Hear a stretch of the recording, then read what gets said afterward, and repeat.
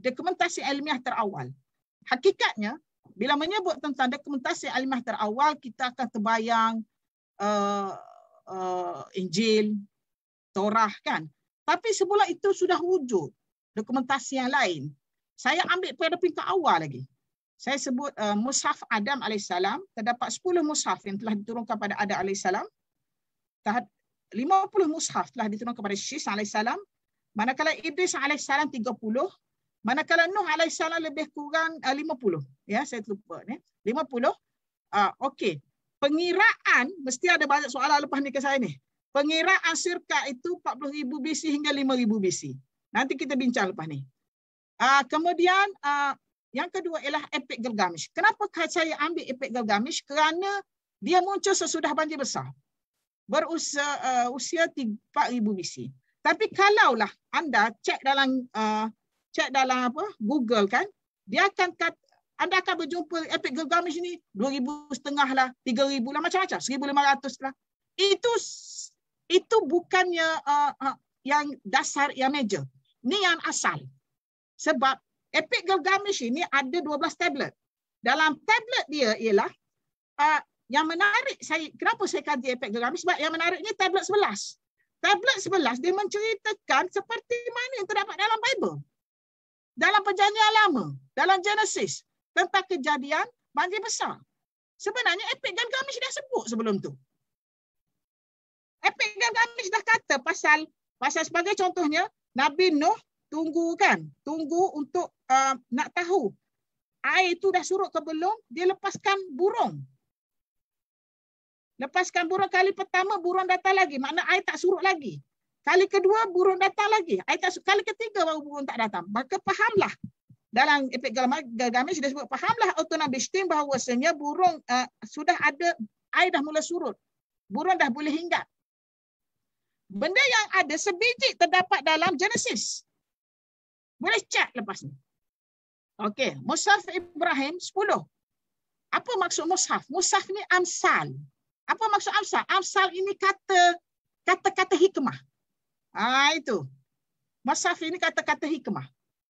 Ada 10.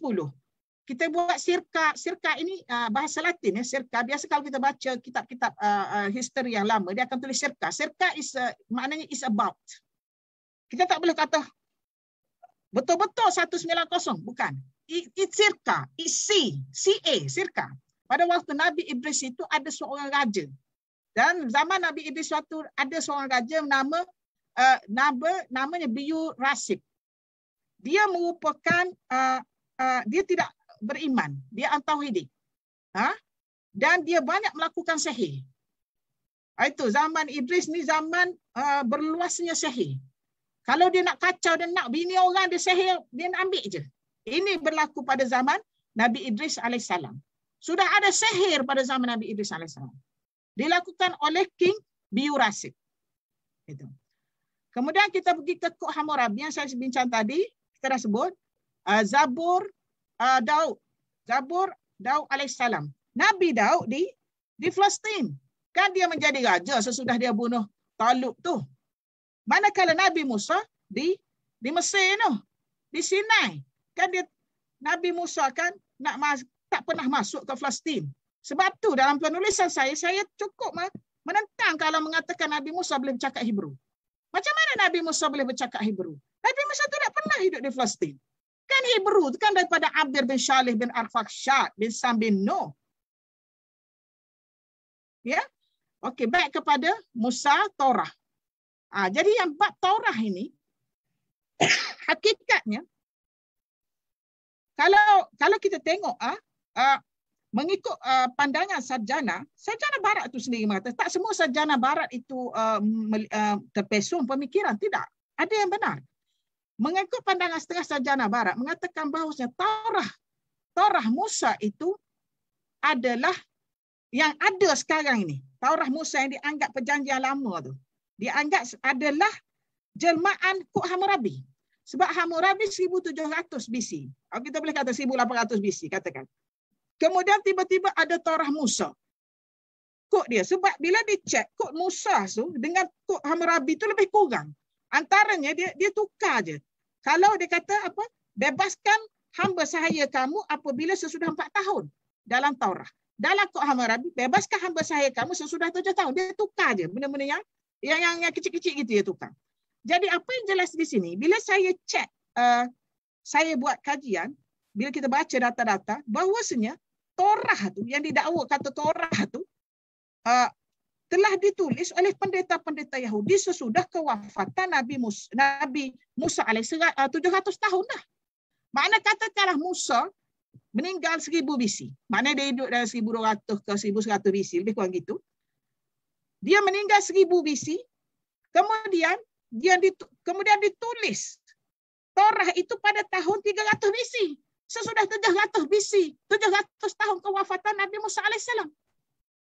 Ini bermakna maklumat yang ditulis dalam yang didakwa itu Torah itu adalah maklumat bukannya daripada mulut, daripada afwah ataupun kata-kata Musa AS direct. Sebab tu kita berjumpa dalam penulisan perjanjian lama, terdapat maklumat dalam info dalam Epik Gilgamesh. Maknanya, dalam arti kata yang lain, ahli-ahli sejarah atau ahli pendeta-pendeta Yahudi telah mengambil maklumat daripada batu bersurat yang wujud sebelum zaman Nabi Musa, kemudian diletakkan info batu bersurat itu di dalam Taurat dan didakwa itu adalah kata-kata Musa. Ya, okey. Baik kepada Injil Nabi Isa alaihissalam.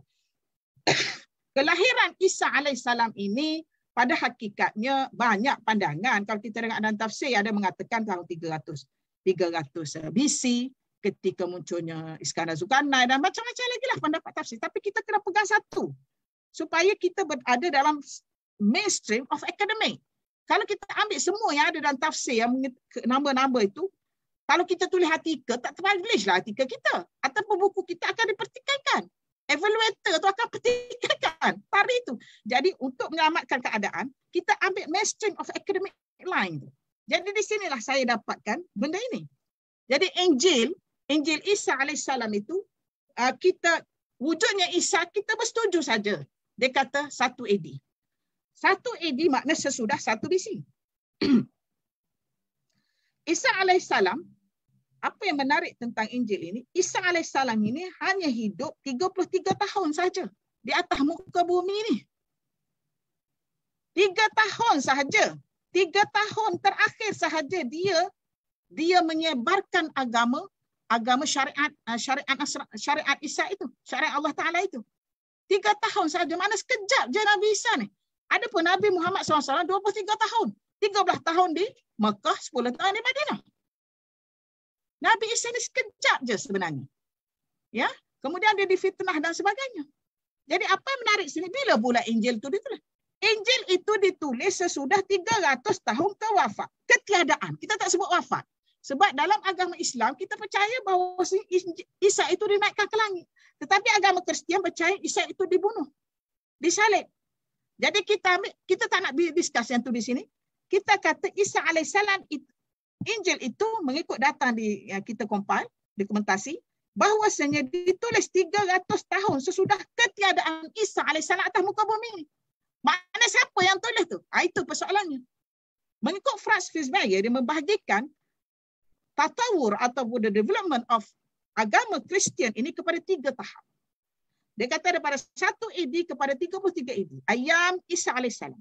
Daripada 33 AD kepada 65 AD, ayam the companions yang kita jumpa dalam surah dalam Quran tu Al-Hawariyun, the companions, kawan-kawan dia, sahabat-sahabat Isa.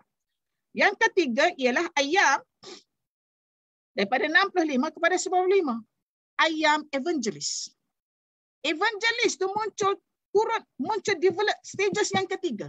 Dan evangelis ni lah yang banyak menukar data-data dalam maklumat yang ditulis oleh companions tadi. Sebab Nabi Isa alaihissalam tak menulis.